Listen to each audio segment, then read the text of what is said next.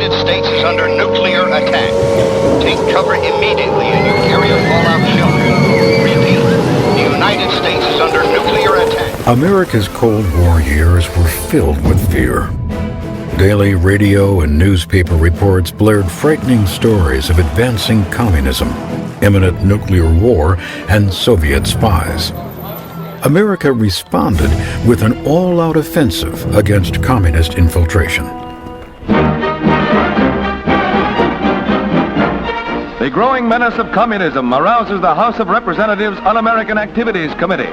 Among the well-informed witnesses testifying is J. Edgar Hoover, head of the Federal Bureau of Investigation. Mr. Hoover speaks with authority on the subject. Communism in reality is not a political party. It is a way of life, an evil and malignant way of life. It reveals a condition akin to disease that spreads like an epidemic. And like an epidemic, a quarantine is necessary to keep it from infecting this nation. While Hoover's FBI worked behind the scenes, Congress expanded its own high-profile investigations, often ignoring the civil rights of the accused. Are you or have you ever been a member of the Communist Party? I believe I have the right to be confronted with any evidence which supports this question. I should like to see what you have. Oh, well, you would. Yes. Beginning in 1947, the House Un-American Activities Committee, or HUAC, investigated communist influence in Hollywood. The committee was concerned with the power of movies to persuade audiences with subversive messages.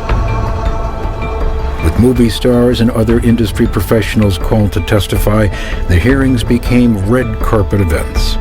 For the anti-communist witch hunt, it was a publicity bonanza. It is completely against the un-American feeling, this communistic thing. I believe I would move to the state of Texas if it ever came here, because I think the Texans would kill them on sight. We have sold them some films a good many years ago. They bought the Three Little Pigs and used it through Russia. If I had my way about it, they'd all be sent back to Russia or some other unpleasant place. Most witnesses cooperated with the committee. However, a small group who became known as the Hollywood 10 refused to answer questions, citing protection under the First Amendment. Among them, screenwriter John Howard Lawson. The question is, have you ever been a member of the Communist Party?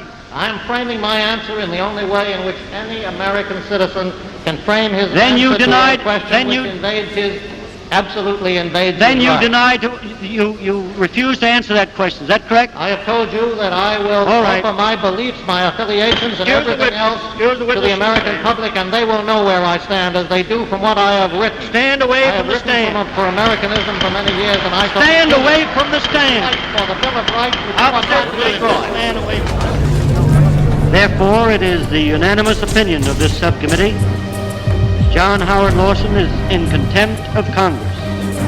The Hollywood 10 were convicted of contempt and sent to prison.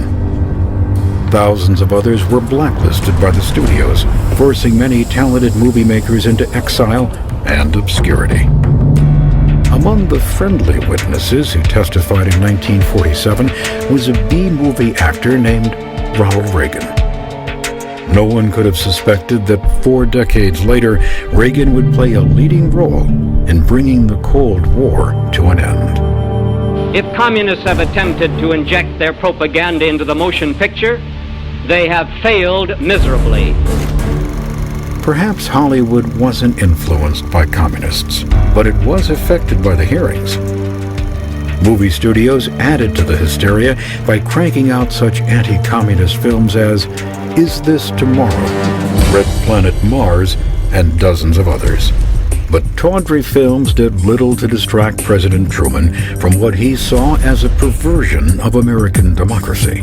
Now I'm going to tell you how we're not going to fight communism. We're not going to transform our fine FBI into a Gestapo secret police. We're not going to try to control what our people read and say and think. We're not going to turn the United States into a right-wing totalitarian country in order to deal with a left-wing totalitarian threat.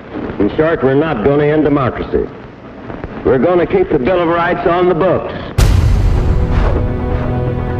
Against the president's objections, Congress passed more dubious legislation, including the Internal Security Bill of 1950, which empowered the government to take action against anyone it deemed a security risk. Truman called it the greatest danger to freedom of speech, press, and assembly since the Alien and Sedition Laws of 1798. In 1948, the Red Hunt struck at the very center of government when ex-communist Whittaker Chambers accused a former State Department employee named Alger Hiss of spying for the Soviet Union. I first knew him as Crosley. What his name is today, I am not prepared to testify to, or what other names he may have had. Mr. Hiss represents the concealed enemy against which we are all fighting and I am fighting. The House committee was prepared to dismiss the case for lack of conclusive evidence, but one of its members pressed the issue, an ambitious young congressman from California, Richard Nixon. These documents were fed out of the State Department over 10 years ago by communists who were employees of that department and who were interested in seeing that these documents were sent to the Soviet Union, where the interests of the Soviet Union happened to be in conflict with those of the United States. Alger Hiss was convicted, not of treason, but of perjury, and sentenced to 5 years in prison. His supporters said he was a victim of the communist hysteria. Others saw him as part of a communist conspiracy to destroy the United States and press the search for more traitors. Within months, Julius and Ethel Rosenberg were arrested in connection with a plot to pass U.S. bomb secrets to the Soviets. The Rosenbergs denied the charges and claimed they were being persecuted as Jews and for their left-wing views. The evidence suggested they played a small but material role in the spy ring. The Rosenbergs were convicted and sentenced to die in the electric chair. Protests erupted amid claims of anti-Semitism. The Nobel Prize-winning writer Jean-Paul Sartre condemned the sentence as a legal lynching which smears with blood a whole nation. He warned, "Your country is sick with fear. You are afraid of the shadow of your own bomb." Despite the outcry, the Rosenbergs were executed in 1953.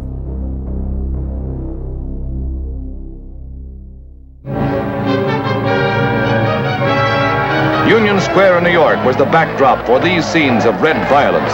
From their ranks will come the saboteurs, spies, and subversives should World War III be forced upon America. At the height of the anti-communist hysteria, the real danger to America came not from the Reds, but from the so-called Red Baiters. Even if there were only one communist in the State Department, even if there were only one communist in the State Department, that would still be one communist too many. Of all the demagogues who exploited the Red Scare for political gain, no one matched the senator from Wisconsin, whose namesake, McCarthyism, would come to define the entire era of political persecution. Senator Joseph McCarthy emerged from virtual obscurity in 1950 when he claimed he had a list of 205 communists working in the State Department. The claim was patently untrue, but it launched McCarthy on a political juggernaut. For 4 years, the senator ran roughshod over civil liberties, while the news media served as a conduit for his reckless, unsubstantiated charges. He had been a member of the party that he had recommended. McCarthy's audacity knew no bounds. He accused Secretary of State George Marshall, the architect of the Marshall Plan, of infamy so black as to dwarf any previous venture in the history of man. He threatened President Truman and suggested the Democratic Party was a bedfellow of international communism. The hysteria of McCarthyism seeped into every aspect of American life. People rushed to condemn friends, neighbors, and co-workers. Many were fired or shunned for perceived left leanings. Though McCarthy wore a cloak of patriotism, his abusive actions had a chilling effect on democracy. He was told, "You have created an atmosphere so vile that people have lost confidence in their government." But slowly, the tide began to turn. Dissenters spoke out. McCarthy to wear new case of known red in Army. The respected journalist Edward R. Murrow attacked McCarthy's repugnant tactics on his investigative TV series, See It Now. 1 month ago tonight, we presented a report on Senator Joseph R. McCarthy. We labeled it as controversial. McCarthy remained characteristically defiant. If I am giving comfort to our enemies, I ought not to be in the Senate. If, on the other hand, Mr. Murrow is giving comfort to our enemies, he ought not to be brought into the homes of millions of Americans by the Columbia Broadcasting System. With his support withering, McCarthy pitted himself against the U.S. Army in an investigation of charges and countercharges concerning clout, favoritism, and communist cover-ups. Unless we make sure that there is no infiltration of our government, then just as certain as you sit there, you will see a red world. The ensuing Army McCarthy hearings tore away the senator's mask of self-righteousness and struck a fatal blow to his crusade. Until this moment, Senator, I think I never really gauged your cruelty or your recklessness. The hearings were a media circus, and in the end, inconclusive. But for the tens of millions of viewers who tuned in to watch, McCarthy was revealed to be an arrogant, blustering tyrant. The American people have had a look at you for 6 weeks. You're not fooling anyone either. The American public had seen enough. Nearly overnight, McCarthy's immense national popularity evaporated. President Eisenhower probably spoke for millions of Americans when he said, "It's no longer McCarthyism, it's McCarthyism." 3 years later, Joseph McCarthy died, probably of complications from alcoholism. He was 48 years old. McCarthy faded, but an unsettling question remained. Could America win the Cold War without sacrificing the very liberties it was fighting to safeguard? Ominously, a highly classified government report concluded, "It is now clear we are facing an implacable enemy whose avowed objective is world domination. There are no rules in such a game. Hitherto acceptable norms of human conduct do not apply." A new and frightening day was dawning, one in which legal and moral restraints were set aside in a high-stakes game of diplomatic maneuvering, clandestine operations, and nuclear brinksmanship.